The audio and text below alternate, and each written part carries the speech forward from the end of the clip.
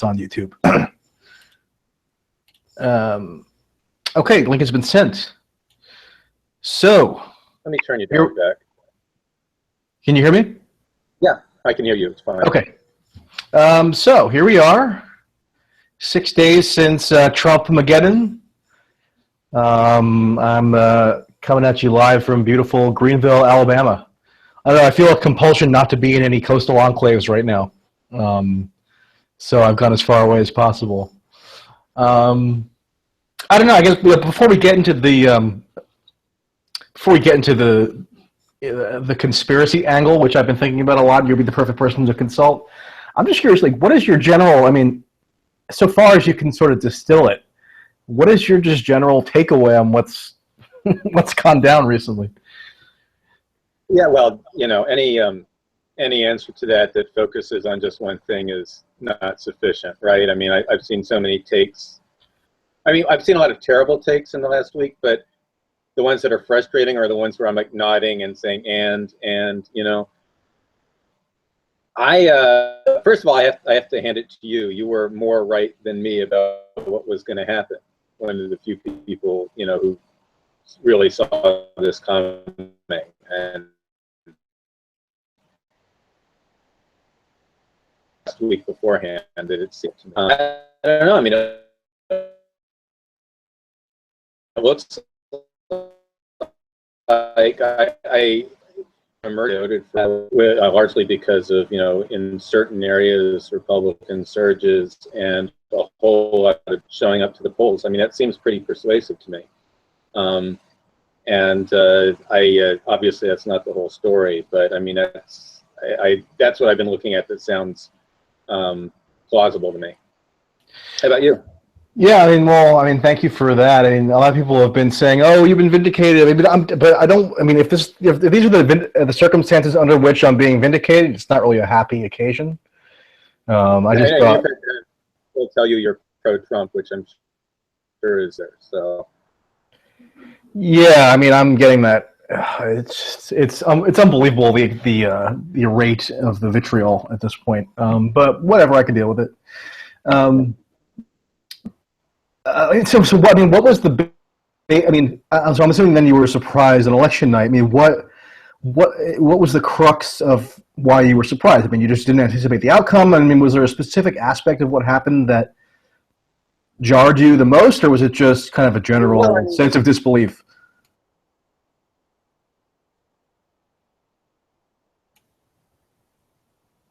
Your voice did that. But you were basically asking.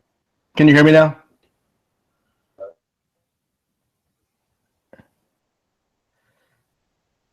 Heard you saying the outcome, or was it something more particular? Yeah, you're slightly breaking up too, but I can hear most of what you're saying. Hopefully, the connection gets a little better. I don't know whose end it's on, but I was just going to ask you. You know, so when the results were coming in, I mean, was there a specific element of it or a specific aspect of it that jarred you the most, or struck you as most surprising, or was it just an overall sense of disbelief? I mean, if you could identify one particular aspect of it that surprised you or contradicted your presumptions, what would it be? Well, I mean, I expected. This is like the most, you know, lame answer. I expected Hillary to win. You know, I understand where the polling kind of went wrong in terms of out and who was actually likely the voters were, but you know, I mean, I've been in it before where I've seen wishful thinking by partisans before the election, and then it basically comes out more or less how the polls say. That's what I expected to happen this time, and I'm not at all surprised that, you know, for appealing candidate to a lot of people. But I mean, the idea of how could they vote for Trump during the primaries, you know, he entered the race. I had this, because I've always just thought of him as that jackass blow hard on TV as a vessel for their frustration and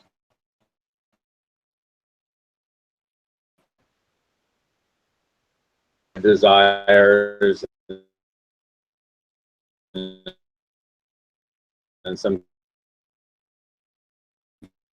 cases, their hatred. You're. I don't know. I don't know. I think your connection's breaking up a little bit. Are you able to move to a location that's closer to your modem or router or something like that? I can try.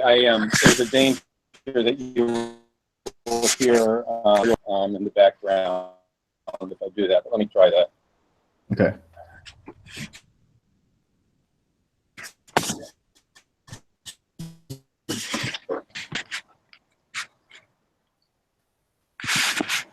This is a funny interlude. I warned you I have trouble with these Hangouts working. Yeah. So the light on, so I'm not a dark blob.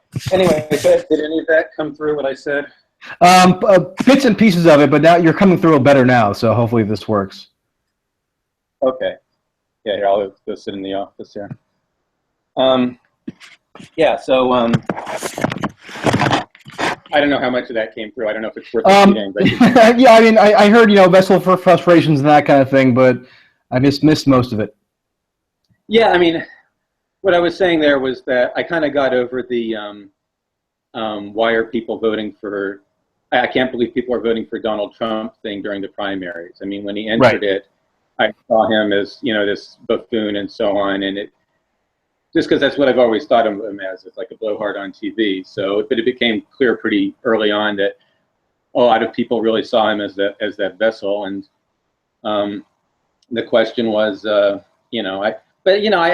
also believed all the reporting about how he had no ground game and all that. I mean, I followed the campaign coverage, and all that was just absolute nonsense. I mean, that's what's unbelievable. It's stunning to me, the scope of the false premise. I mean, the scope of the coverage that was just fundamentally false is unbelievable. Yeah. I mean, the ground game thing, that was a ruse. The idea that Trump couldn't, first he couldn't get 25% of the Republican electorate to vote for him, right? And then he couldn't get, then once the field narrowed, he was going to lose because the other candidates would coalesce around his, the people would coalesce around whoever his opponent was because they hated Trump, right? That was wrong. And then there weren't enough people to get him, to earn him a critical mass in the general election because he couldn't get enough white voters, and then underperforming Romney, and then his Rust Belt thesis was supposed to be absurd. And I mean, all of it was just totally wrong. It's crazy. Actually, I mean, it's so wrong that it kind of leads you to I could see how it would lead some people to a conspiratorial explanation for how it could be so wrong. But, I realized that it kind of undermined like my sort of unexamined conspiratorial assumption. I always figured that the party gatekeeper, first of all, during the primaries, I figured that the party gatekeepers, that is their home turf, they find a way to defeat the person coming in who's not, one of the golden boys. And then I figure that, the Clinton and Democratic Party machinery is going to be able to carry the day in the general election. And I was wrong both times. The tigers were more paper than I thought. So I guess that's actually, when you asked me originally, what's the crux of what I got wrong? I mean, what I really have to re-examine was just how weak the foundations of those structures of power were. Yeah, and the irony is, I mean, I think the gatekeeper conception of the presidential primary process is still valid, but what's ironic is that it's more valid on the Democratic side. Because the Democratic Party coalition is comprised of, at least in the context of a primary, it's comprised of these party machines, especially in the northeastern states and the midwestern states, right?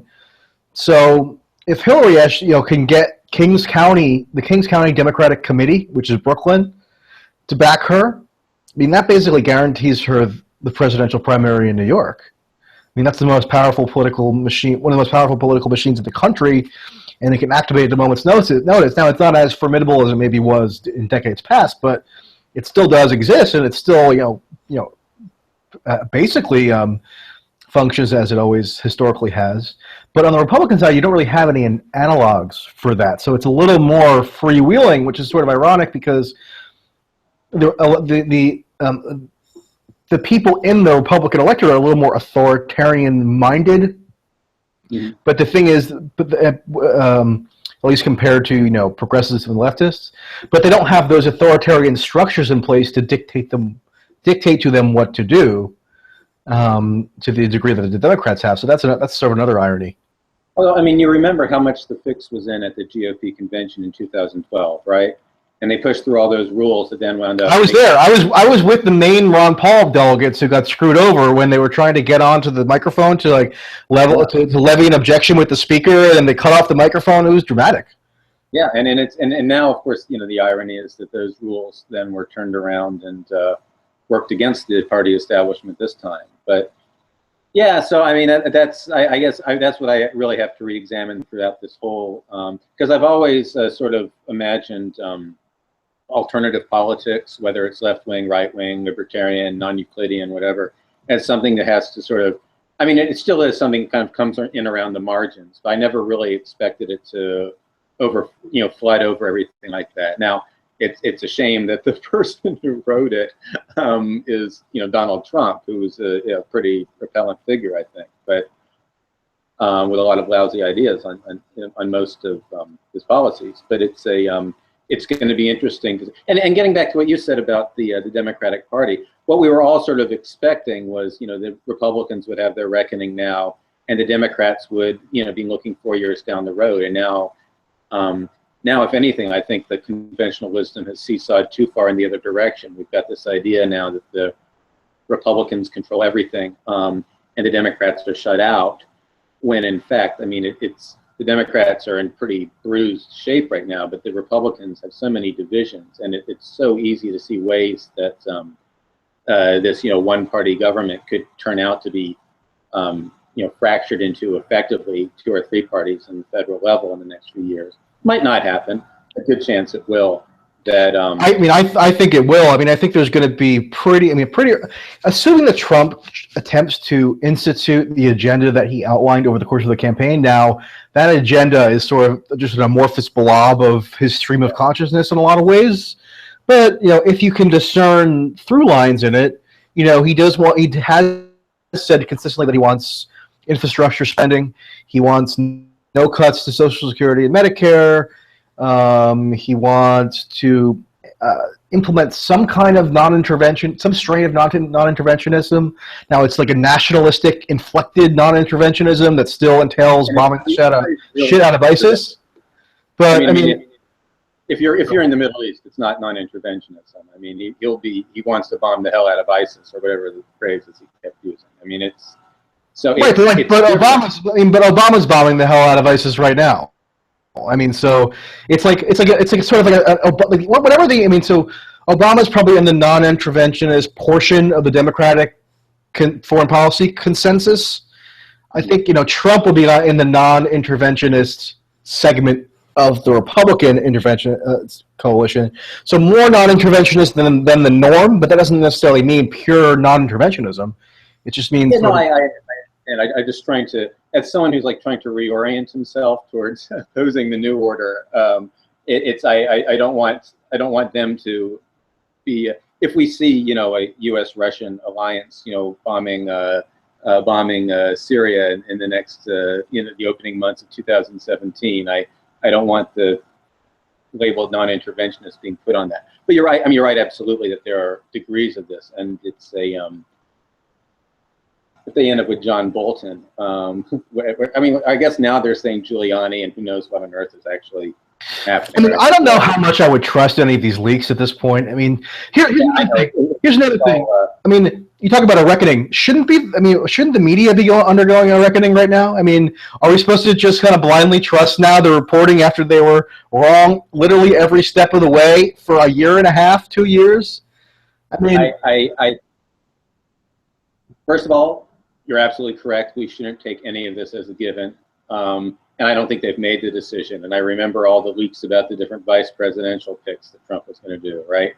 But then again, I also remember holding off right after Obama was elected. When first they had the trial balloon that he might be picking Hillary Clinton as Secretary of State. And, even though I was already an Obama skeptic, from from day one. I didn't want to start attacking him until I knew that was actually on, and of course it ended up being on the table. I feel like the names we're seeing are Bolton, Giuliani, Sessions. I will be surprised if it's not a name that hasn't at least been floated. But then again, if anyone's going to surprise us, it's Trump. So. Yeah, I mean, bear in mind he's a master. I mean, he revels in manipulating the media. Yeah. And so who the hell knows what his tactic is at this point? I mean, that's another thing. People, the media would always claim to have the media would always claim to be aware that he was attempting to manipulate them, but they would nevertheless fall into his manipulative traps. So maybe that's happening again.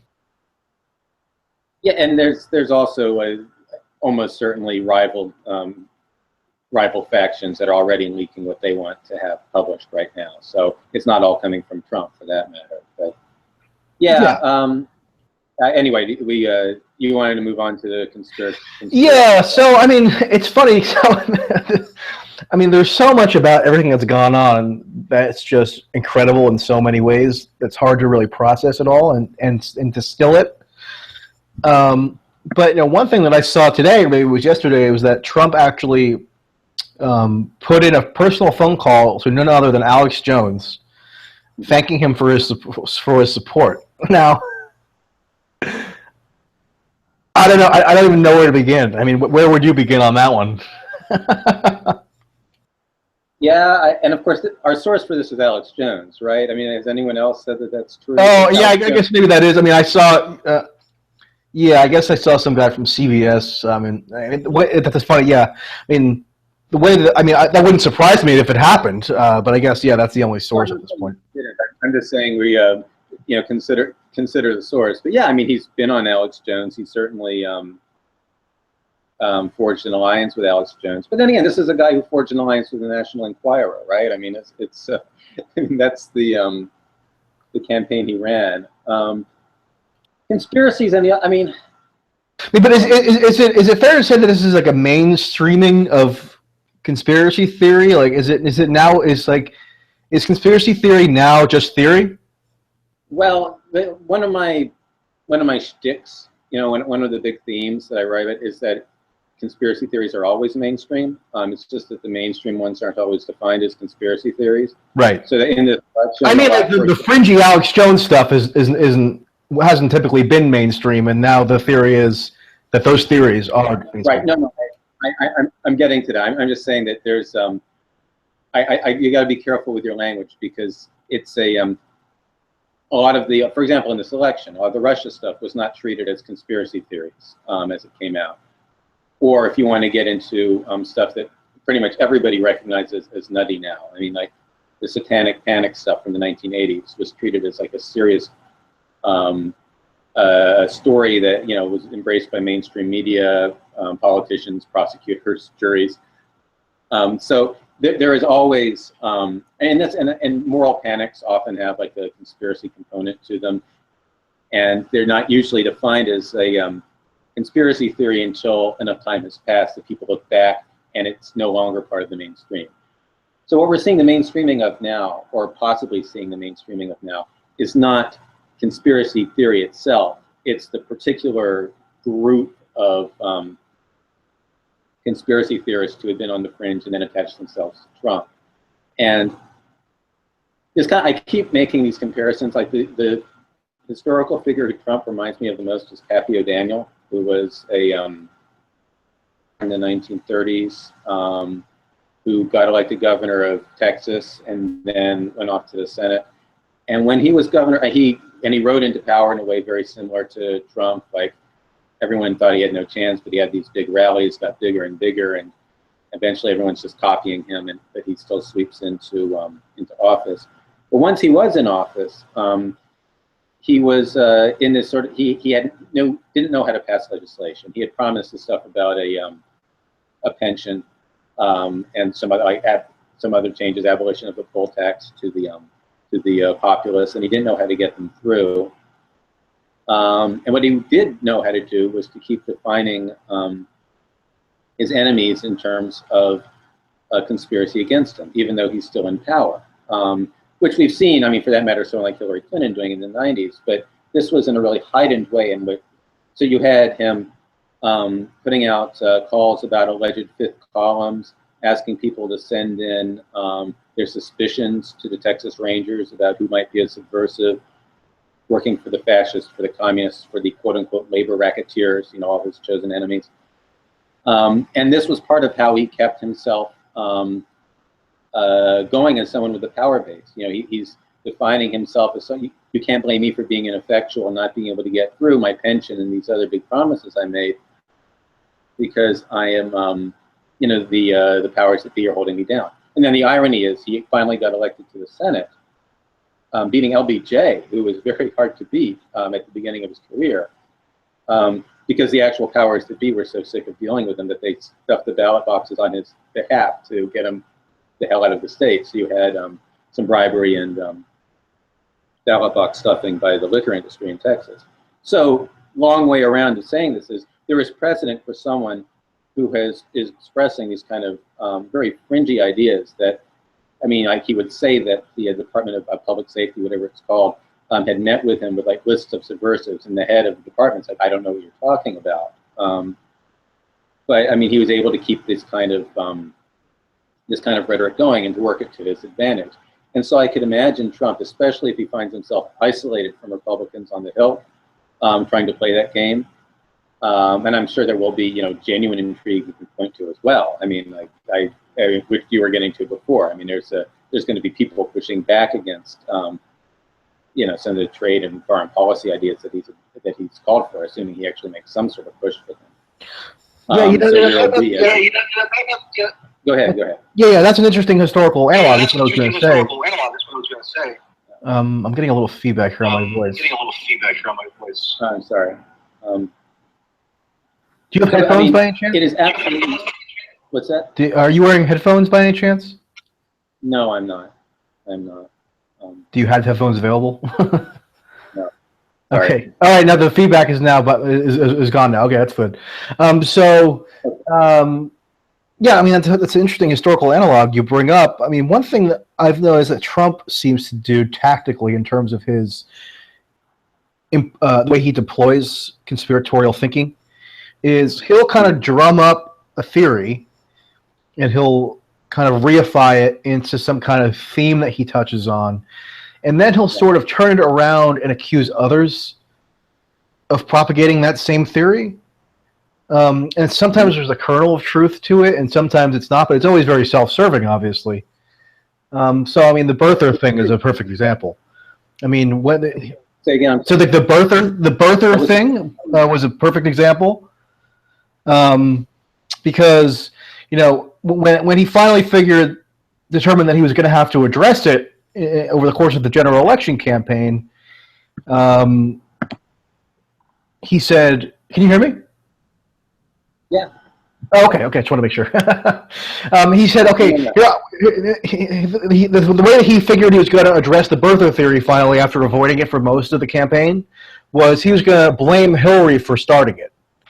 Right. So he was going to disperse blame for the origination of the theory so that he wouldn't be seen as solely culpable for why it became a thing.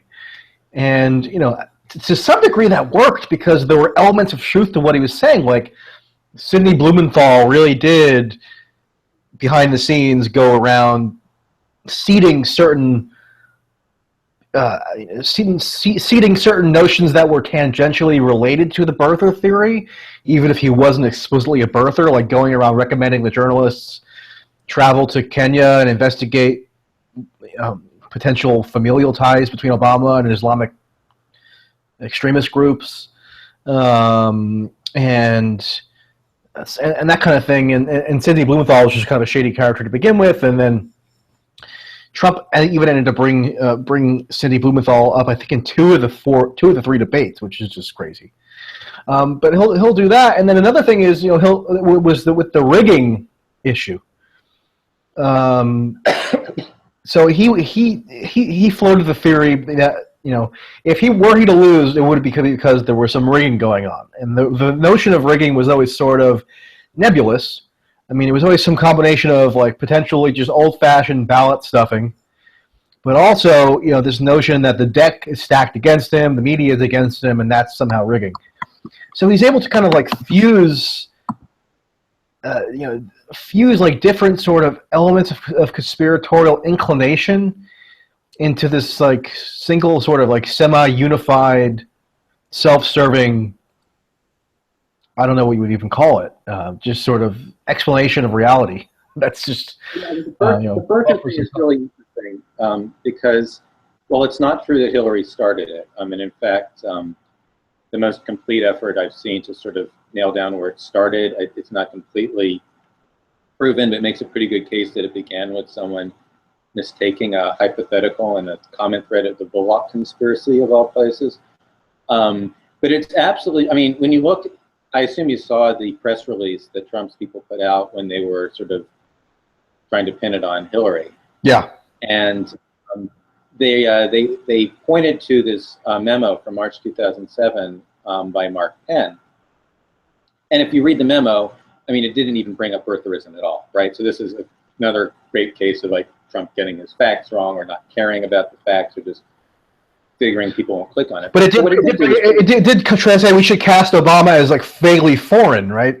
Exactly. I mean, it was an attempt to exploit the exact anxieties that fed into the birther story.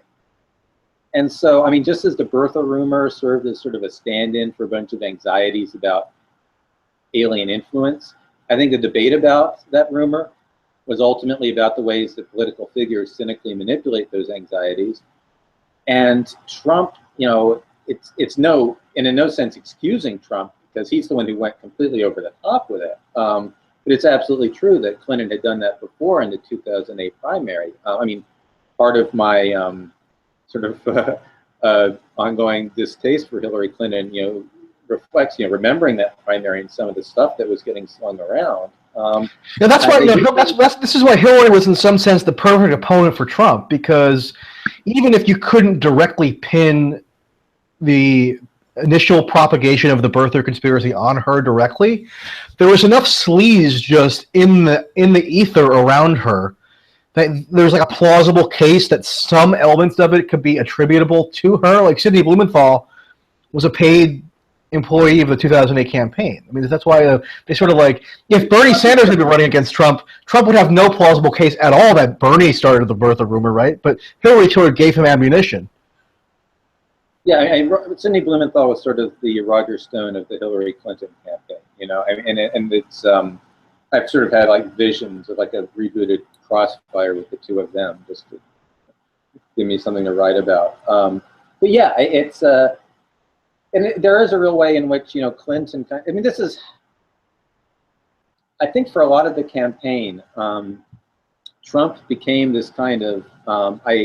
Trump is a scapegoater.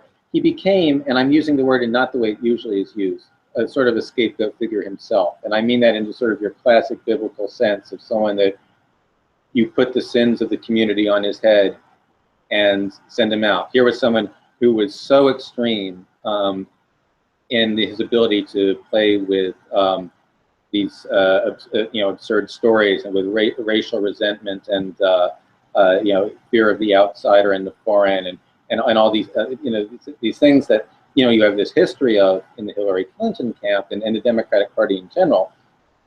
But Trump could be, defeating Trump was this way of this sort of statement on behalf of the community that we're rejecting this, even as you're, ongoing excusing it.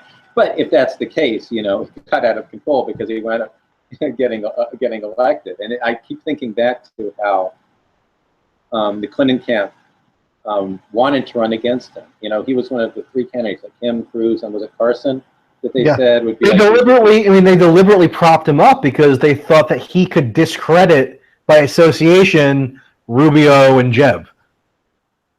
Yeah, and that this was their ideal person to run against, and it's like the Sorcerer's Apprentice. It's they built up this demon, and then they weren't able to extinguish it, and that's another irony because one of the memes going around during the Republican primary was that nominating Trump would be a disaster. He's the weakest Republican candidate, And I think that was false. I mean, I think Rubio probably would have lost to Hillary. I think Jeb probably would have lost to Hillary.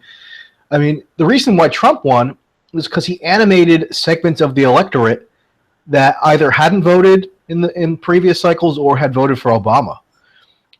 And I really doubt that those same people would have turned out in the quantities that they did for somebody like Rubio. I mean, Trump has this northeastern ethnic appeal, right? So he speaks in these colloquialisms. He's always has sort of a jokey affect.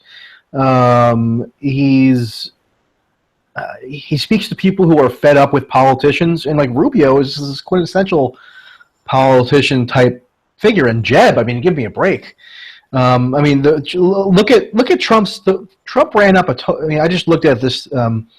It's funny. So we're 6 days out now, and I still haven't fully processed all the data. But one stat that I just found this evening is in a county in northwestern Maine, so one of the county bordering New Hampshire. Trump increased. Trump got 32% more votes than Romney. And that's just an incredible swing. I mean, Obama won that county in 2012. And I can't see somebody like Jeb or Rubio engendering that kind of support in those areas. I mean, and that's why Trump won, because he upped rural voter support in Pennsylvania, Wisconsin, Michigan, Maine, Ohio, Iowa. I mean, can you see Jeb doing the same thing? I know it's counterfactual, but it seems highly implausible to me. Yeah, I've been thinking that's different counterfactual. I've been thinking, I mean, everyone's been going on about whether Bernie Sanders could have won against Trump. And I've had to think about the Joe Biden scenario. I mean, I'm not a Biden fan at all. I mean, I prefer him to Clinton just because he's not as much of a hawk. I mean, he's had a horrible criminal justice record and so on. But he does have that same sort of common touch, that Clinton lacked, and which could have perhaps drawn more of those voters in those places where, put Trump over the top in the Rust Belt. So it's, but yeah, I've been wondering also, because I mean, like, what if Trump weren't in the race? Could Rand Paul have beaten Hillary Clinton if he had managed to do well in the primaries? And I would have, I mean, as I'm, someone who found Rand Paul, the most palatable of the Republicans, I of course assumed he would have been crushed, because I'm a natural pessimist about any candidate that I have even an inkling of liking for. But after seeing Trump, who has such high negative, I mean, you're saying, these things he had working for him, but the fact is, the majority of the country does not like him. I mean, me thinks almost anybody, if Trump could beat Hillary Clinton, almost any of them could have. Maybe not Jeb Bush, because people are as tired of Bushes as they are of Clintons, but I don't know. Yeah, I mean, I think there's a chance that somebody like Rubio could have beaten Hillary, just because Hillary was so historically awful. But Rubio would have had to do it by assembling a much different coalition. So it would have had to have been, it would have had to have been a little more Hispanic for the turnout. Trump actually overperformed Romney with Hispanics and blacks, which is just hilarious if you look at the predominant media narrative. Well, did you see the Post piece from the folks who are saying that I'll send you the link, because I would do a bad job of trying to recount what they wrote, but they have their own numbers, which have them actually being a record low with Hispanic voters. I mean, okay. I mean, I don't. Maybe that'll be true. I mean, I don't know. I'm going by the exit polls, which said in particular. So I mean, I'm open-minded about it. But yeah, anyway, sorry. Yeah, you were. Anyway, I mean, it wasn't like such a titanic drop-off among blacks and Hispanics that it sunk Trump, and that was the prevailing view, right? I mean, so even if he did. Even if it turns out that he underperformed Romney somewhat, like, it wasn't so much that it doomed him. Yeah. So Rubio could have assembled a coalition, I think, but it would have had to be, like, the character of the coalition would have been different. It would have been more educated Republicans, let's say, and then I don't know who else. I mean, I think actually Trump was one of the best, ironically, the Republicans who was best situated to win. I mean, I think Kasich probably could have won. But again, this is all kind of counterfactual. Another thing I wanted to bring up with you, so like, thinking about the conspiracy theories that have been prevalent, you can kind of bifurcate them into elite conspiracy theories and sort of, I don't know, grassroots or populist conspiracy theories. So when the elite conspiracy theory, like you mentioned earlier, is the Russia stuff. I mean, to me, notice that we're not hearing much about that anymore. So apparently it was all totally cynical and blown out of proportion. Otherwise, like, people would be really upset right now that, like, Russia successfully undermined the electoral process of the United States and, like, got their puppet elected. Like, why haven't we heard that lately? So you have to, like, I've been seeing it on Facebook now. You are seeing it? I am starting to see Russia rigged it stuff in the last few days. So okay, from what kind of people? oh, I mean, it's Democrats looking for excuses for what happened in the election. Okay, but I mean, maybe some, like, rank and file Democrats are saying that kind of stuff, but, like, you're not seeing Washington Post columnists or think tank superstars coming out and saying, "Oh, Putin rigged it for Trump." Yeah, I did see Eichenwald has a new article out where he was God, claiming everything on Russian propaganda. So wait, they let him out of the insane asylum to write an article? he had well, the great thing about this in terms of, like, our conversation theme here is that he condemns conspiracy theories and blamed a Russian conspiracy for spreading them in pretty much the same breath. But yeah. Anyway, so there's the elite and the popular. I'm impressed that he can write his articles in a straitjacket. Yeah. What can I say about Eichenwald? But another great irony is, okay, so remember there was, like, a week where Trump Trump was asked at, what was it, the third and final debate, will you accept the election result? Yeah. And he said, I don't know, I'll have to see, I want to leave you in suspense. So, like, for a full week after that, there was this ferocious uproar that, oh my goodness, Trump is undermining the integrity of our democratic institutions, how dare he, blah, blah, blah, blah, blah. And then, in the past couple of days, you have Neera Tanden, who's my new best friend, going on Twitter and, first of all, like, saying, we must resist. So it's like, it's unclear if, like, she's calling for a coup. Is she calling for some kind of violent resistance, underground armed militia effort? I don't know. And then she's also saying, simultaneously, that it looks like Russia might have hacked some voting, some state election systems. And actually, Hillary herself floated that conspiracy a couple months ago, so she kind of laid the groundwork for the delegitimization of the result herself. Of course, that didn't get anywhere near as much attention as Trump's kind of incendiary barbs, but she did it. So, I mean, that's another that conspiracy theory just amuses me to high heaven. Yeah, although I have to say, I mean, it's a to the extent that people talking about resist means blocking policies and mass civil disobedience or whatever, power to them. I just wish more people would not flick that switch on or off depending on which party is in power. And there's you think that's what they mean by resistance, though? I mean, to me, resistance kind of connotes some extra legal methodology, right, or something outside the bounds of ordinary politicking. Well, set aside Neera Tanden and what she means, because whatever. I think that there's a massive civil disobedience that entails law breaking, right? I mean, it's we're having a serious debate right now between the city of New York and the Trump folks about whether or not they'll hand over immigrants in New York City. And maybe they would destroy. I don't think they will. It would be great if they would, destroy it before handing over. And then I started to think, reading that, is this to sabotage among people who work there? I mean, there who might not agree with the policies. There are all sorts of. There's this whole area that nonviolent but not legal, where which does fall under that resist label. I can't imagine that. Hillary Clinton's right-hand woman is calling for that, but I don't want to throw out the word as tainted. Yeah, and if that's what people mean by resistance, that's fine. Actually, I think that's healthy, because what it could do is, who knows how Trump will react to anything, but theoretically, what it could do is exert pressure on him to move to the middle or to moderate or to not attempt anything too risky or far-reaching. So I could see, that being a constructive, salutary influence.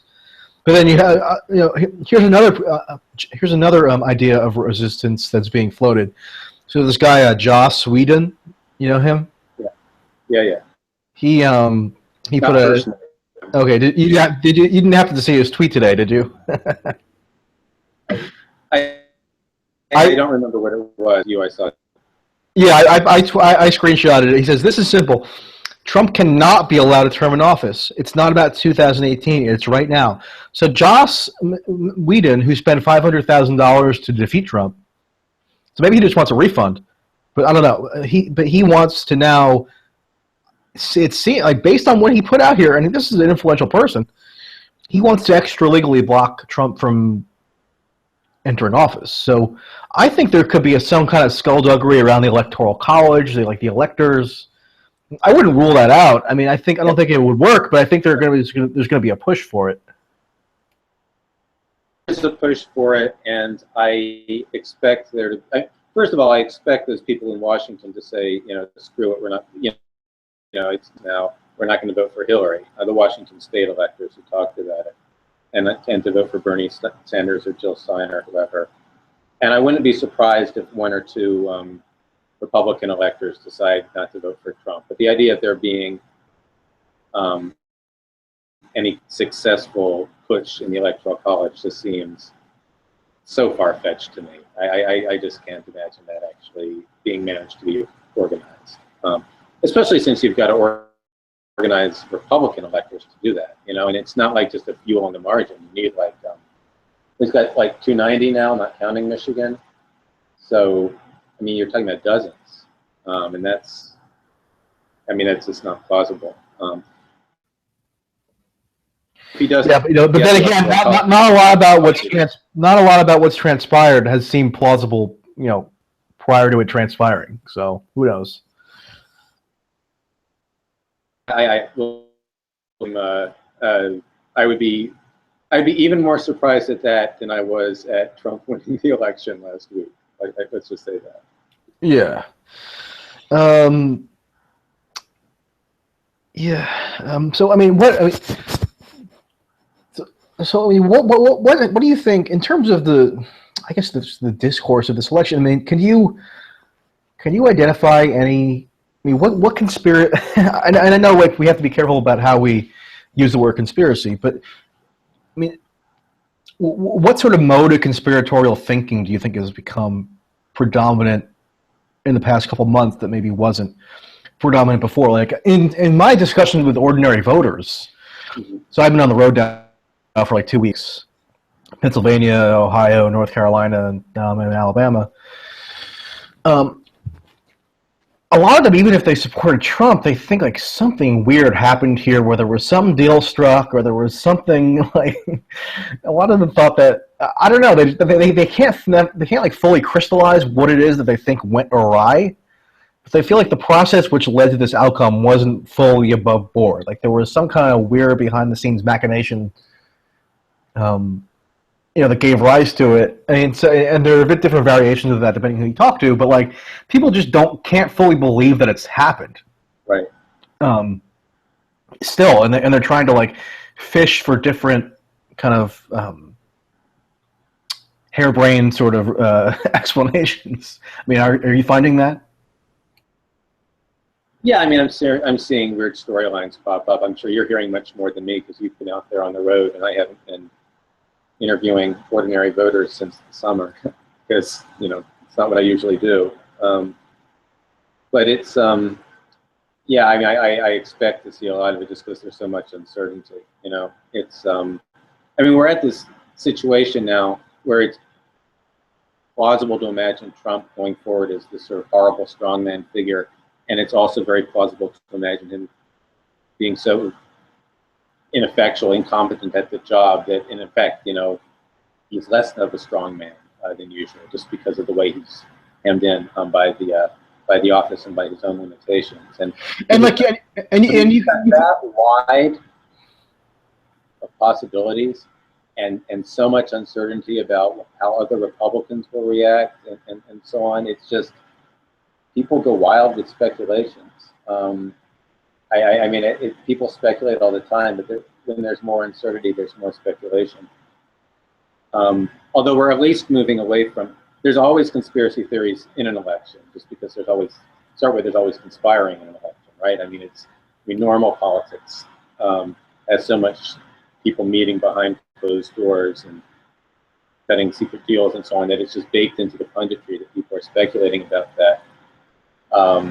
And now we're sort of moving to the stage where it's more about just the usual Washington alliances that people are speculating about. So there's going to be a change of flavor right there. But I don't know what weird narratives are going to be emerging, because I don't know what the federal government's going to look like 2 months from now, you know? Yeah, I mean, like you said, the range of potential eventualities is so vast. Like, it's unlike anything we've seen, I don't know, maybe in the history of the country. I mean, it sounds dramatic to put it that way, but I think it's probably somewhat accurate. I mean, so Trump could end up being like something like a fascistic person. I mean, I personally don't buy into the Trump as a fascist thesis, but you know, I acknowledge the possibility that he could just transform into some kind of recognizably fascistic actor. I don't think it's likely, but it's not. I wouldn't assign a 0% chance to that. And on the other hand, you can see him sort of reverting to, you know, Trump circa 2003 or something, where he's just sort of this like moderate-ish New York City businessman type, you know, socially liberal, fiscally, you know, non-committal, sort of like a Mike Bloomberg-oriented actor who like doesn't have strong beliefs about anything and just kind of like wants to get deals done. And it's like relatively innocuous and benign. Yeah, I could see that happening as well. Think about the short-term uncertainty, all the speculation we were talking about earlier about the cabinet. I mean, if he puts forward a cabinet that's just stuffed full of the people that his voters thought they were rejecting in the primaries, that's going to produce a whole different set of produce one set of these, you know, speculations we were talking about, as opposed to if he puts on a cabinet that's full of your, you know, Michael Flynn types, you know. So I mean, since we don't even know that much, it's so hard to even intelligently forecast what might people be going through the you know, this notes theory. Yeah. I mean, this is actually, you know, we'll wrap up soon, but I mean, do you think so this is probably the most important question now that everybody needs to grapple with, and it's long been a meme on the left and liberal spheres. You know, but a lot of people who are of good faith, and maybe some of not so good faith, but there's a lot of people who harbor the belief that Trump is a fascist. So, you know, if a fascist was just elected president of the United States, and you truly believe that, I mean, that would seem to necessitate some pretty drastic countermeasures. I mean, and you kind of see where I'm going with that. I mean, do you think? I mean, do you give any credence to that label, or I mean, do you? The problem with the label fascist is that historians can't even agree exactly what it means. So these conversations about how to classify Trump always kind of hit the rocks like early on. I'm comfortable saying, you know, potentially proto-fascist. I think there's those elements there, but I don't. I mean, I've seen you make this argument, and I don't. Because I remember you making this in the context of like the people who were like getting rough at the Trump rallies, you know. And to me, it's like, even if you think we're heading towards, you know, the worst possible scenario, I mean, that means you have to think hard about your tactics and whether they actually strengthen your enemy or weaken him. Because I think, you know, I mean, even setting aside like the moral issues, we shouldn't. I mean, just the optics of like just randomly hitting people in the head with bottles and stuff, that helps Trump. That doesn't hurt him. That's not this. I mean, that's very different from the sort of militant tactics you were talking about earlier about, you know, trying ways to block deportation and stuff like that. That's just, you know, being a macho asshole. And yeah, I mean, but the way to fight fascism. That's a way that doesn't actually fight fascism at all. You have to. I mean, the greater the threat, the more seriously you have to think about tackling. Yeah, so I mean, the tactic wouldn't be like show up and like wave puppets around at some kind of Trump event and like, Yeah, it's dumb too. I mean, or go to. I mean, there are not going to be. There aren't any rallies happening right now. But I mean, the what you would need to do if you sincerely believed that Trump was a fascist and he was going to be taking over the most powerful state in the history of mankind, is you would need to be organizing like actual militarized resistance cells right now, and be prepared to use violence. I mean, I'm not encouraging that. I don't believe anybody should do that, but like that would be the logical conclusion from the belief that you think he's a fascist, right? I mean, or else, you know. But I think the more likely explanation is a lot of people didn't even believe the rhetoric, and they don't truly think he's a fascist because their actions now aren't aligning, you know, with what you would expect them to do if they actually had genuinely believed that. So, I mean, maybe this is just me being kind of a Team Sharp guy. I mean, I would be thinking in terms of, in fact, I am thinking in terms of, I mean, whether or not it's, you know, fascism. I just think it's a good way to think, you know, when any kind of authoritarian measure is coming down. Is how do you get disobedience? How do you try to get the loyalties of the enforcers on the side of the people being enforced against, rather than the centers of power? How do you help people escape from crackdowns? I mean, and there's a whole lot that's different than sort of the, you know, Bader Meinhof kind of fantasies, which that you know, militarized cells or something like that. I think that's in addition to, you know, moral issues, it's a dead end. Yeah, it's, I mean, especially a dead end if, like, you know, Führer Trump is, you know, has the apparatus of the United States military behind him. Like, you're not going to be able to combat that. Yeah. Even if you have like some small arms and some like rudimentary firepower. I mean, so it's just a fool's errand. So any potential anti-fascists out there like considering this course of action, I don't know, figure something else out. I mean, go on, just be mad on Twitter all day and they hope that achieves something. Yeah, well, I don't think using the word normalize over and over again on Twitter is going to stop anything. No, and then the funny thing is, like, who normalized Trump today? Obama. Obama normalized him. Yeah, no, I mean, it's like a word of the fucking day. It's like everybody learned the word normalize in the last week, and and everybody learned everybody's now an expert on white nationalism, right? Yeah, well, at least that's been building a while. But yeah, I don't. Anyways, it's nice. I don't think we've actually spoken face to face before. No, I guess not. But yeah, that was good to do this. Yeah. Hopefully, people found it edifying. There were some tech issues early on, but yeah, ever since then, it's been good. I mean, you can tell how professional I am with this. That I don't even introduce my guests. I just kind of. It'll be written in the thing under the. Yeah, it'll be written in the thing. So. I'm here. I can hold up my book. Here, Oh yeah. United States of America. Yeah, it's a great book. It made a splash. When was that? 2013? Yeah. Yeah, it was a great book. I read it at the time, and it's informed a fair amount of my thinking on, you know, just U.S. politics broadly, but conspiracy theories generally, and how that term is, you know, that label is misused and used to sort of like stifle dissent and to entrench certain establishment pathologies. So everybody should read that book. Alrighty, good talking to you. All right, take care. Bye-bye.